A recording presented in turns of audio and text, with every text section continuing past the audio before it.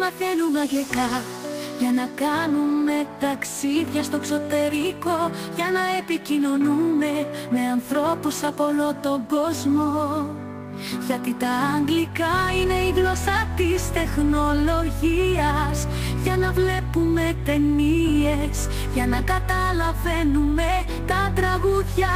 για να βρούμε μια καλή δουλειά, για να σπουδάσουμε στο εξωτερικό, για να βρούμε μια καλή δουλειά, για να σπουδάσουμε στο εξωτερικό.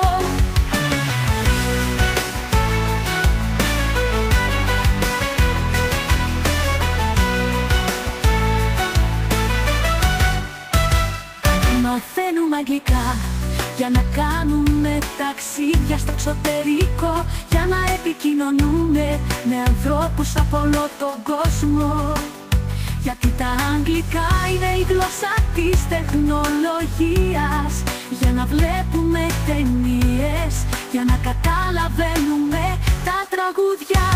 για να βρούμε μια καλή δουλειά, για να σπουδάσουμε στο εξωτερικό, για να βρούμε μια καλή δουλειά, για να σπουδάσουμε στο εξωτερικό, για να βρούμε μια καλή δουλειά, για να σπουδάσουμε στο εξωτερικό, για να βρούμε μια καλή δουλειά, για να σπουδάσουμε στο εξωτερικό,